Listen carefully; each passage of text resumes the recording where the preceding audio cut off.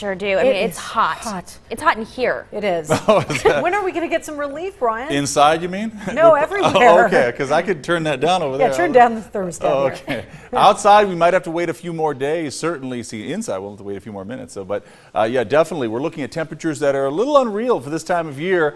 But I'm going to show you some numbers from years past in a moment, and we're actually doing okay. We could actually be a little cooler. Considering years past. But you can see 108 Boulder City, 108 McCarran Airport. Yeah, the trend when you average out highs and lows, these are the averages. And believe it or not, in recent years, we've actually had somewhat below average temperatures for August. So you can see we're on par more with 2012 than we are the past couple of years.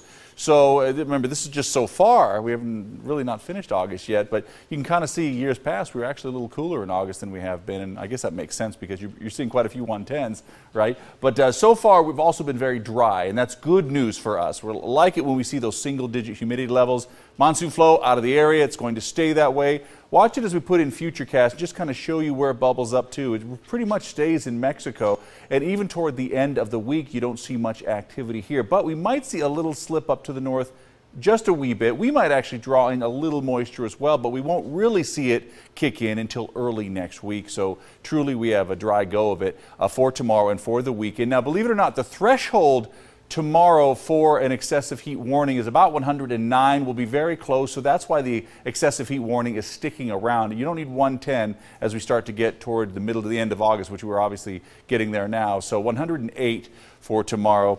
Here's your next 7 days. You get the idea that temperatures are coming down ever so slowly, but from what we had this past Sunday to what we're going to see this weekend, it's actually a pretty big deal. Drop about 10 degrees almost in most areas, so looking pretty good. Overnight lows staying in the 80s, but look, as we lead into the weekend, we get breezy conditions on Thursday. Friday, we're a little gustier, so we'll probably even call it windy.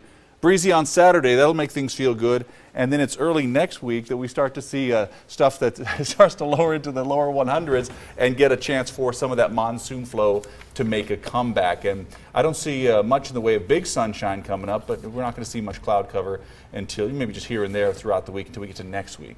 So our cool down's 100. So that's your cool down. Yeah, exactly. Just take all that 3 minutes that I just did. Right. Our cool down's 100. Yeah. That's there you go. Bottom line right there.